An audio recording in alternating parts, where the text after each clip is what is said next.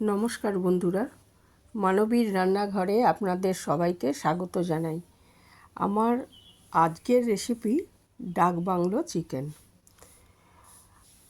এটা বাংলার একটা জনপ্রিয় রেসিপি, বহু পুরানো রেসিপি। এটা মনে করা হয় যে ব্রিটিশ আমলে ডাক বাংলোগুলোতে খানসামারা প্রথম এই রান্নাটা শুরু করেন। তো ওই জন্যই নামটা ওই রকম, ডাক বাংলো চিকেন বা চিকেন ডাক বাংলো যাই বলুন। তো এর জন্য আমি নিয়ে নিয়েছি 700 গ্রাম চিকেন, ভালো করে ধুয়ে। এটা এর মধ্যে আমি টক দই দিয়ে দিলাম। টক দই প্রায় 3-4 চামচ দিয়েছি। এর মধ্যে দিয়ে দিলাম হলুদ পরিমাণ মতো আর লবণ। দিয়ে দিচ্ছি একটু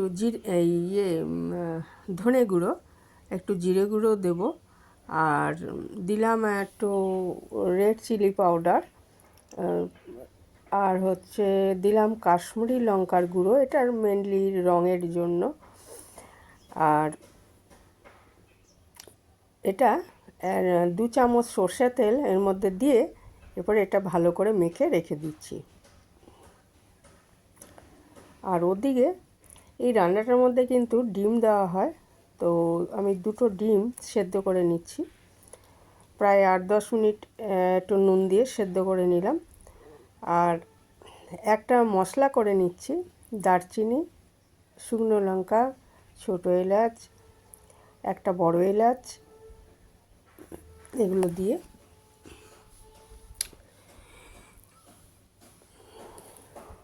আর দিয়েছি ছোট্ট এক টুকরো জায়ফল দিয়ে এটাকে আমি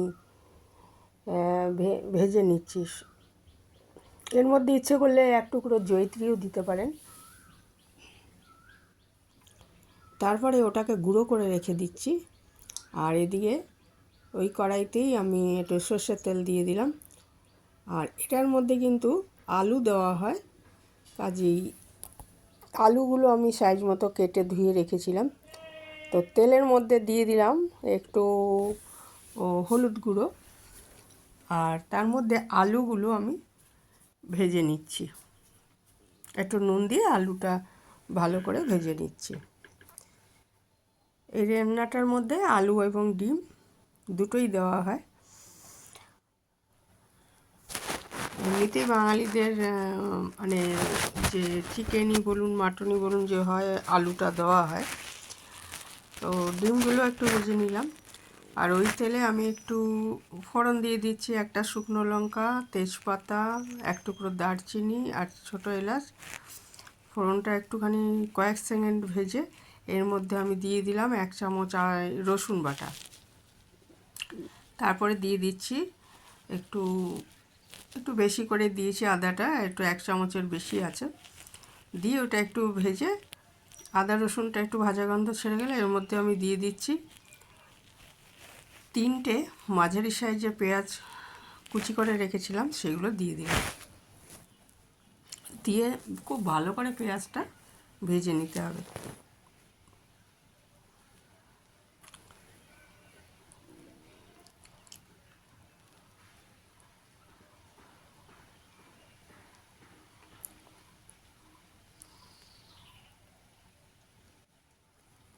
পেঁয়াজটা ভালো মতো ভাজা হয়ে গেলে এর মধ্যে আমি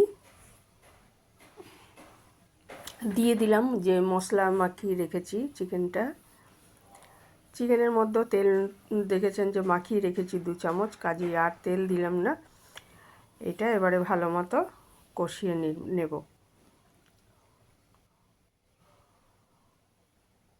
এটা খুব ভালো করে কষাতে হবে। আমরা জানি যত কষানোটা ভালো হবে তত রান্নাটা ভালো হবে।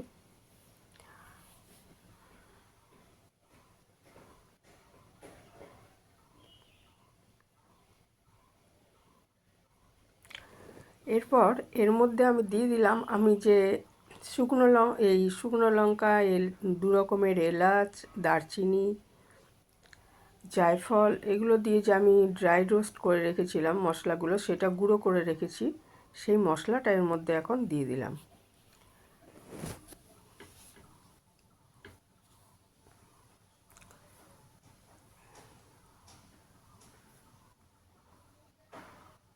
কিছুটা কষানো হয়ে যাওয়ার পর এর মধ্যে ভাজা আলুগুলোও দিয়ে দেবো, যাতে আলুটাও সেদ্ধ হয়ে যায় ভালো মতো।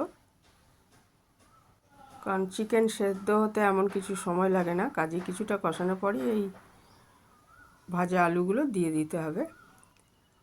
এরপর দেখুন যতক্ষণ না তেল ছেড়ে আসে আমি এটা কষিয়েছি, এটা একদম তেল ছেড়ে এসছে, তাই এর মধ্যে আমি এবারে পরিমাণ মতো জল দিয়ে দিচ্ছি। দিয়ে দিচ্ছি 2টো কাঁচা লঙ্কা, এটা মানে ফ্লেভারটার জন্য।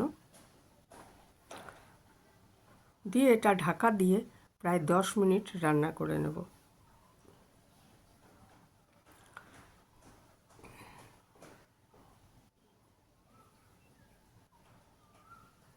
এবার ঢাকাটা খুলে আমি ভেজে রাখা ডিমগুলো দিয়ে দিলাম, দিয়ে আবার ঢাকা দিয়ে 3-4 মিনিট রান্না করে নিলে চিকেন ডাক বাংলো বা ডাক বাংলো চিকেন তৈরি হয়ে যাবে পরিবেশনের জন্য।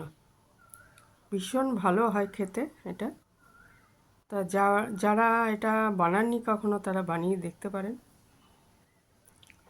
আর চিকেনটা আমাদের বেশি হয় বাড়িতে, বাচ্চারা চিকেনটা বেশি পছন্দ করে, তো একঘেয়ে ভালো লাগে না, এটা করে দেখতে পারেন, খুব ভালো লাগবে গরম ভাতে।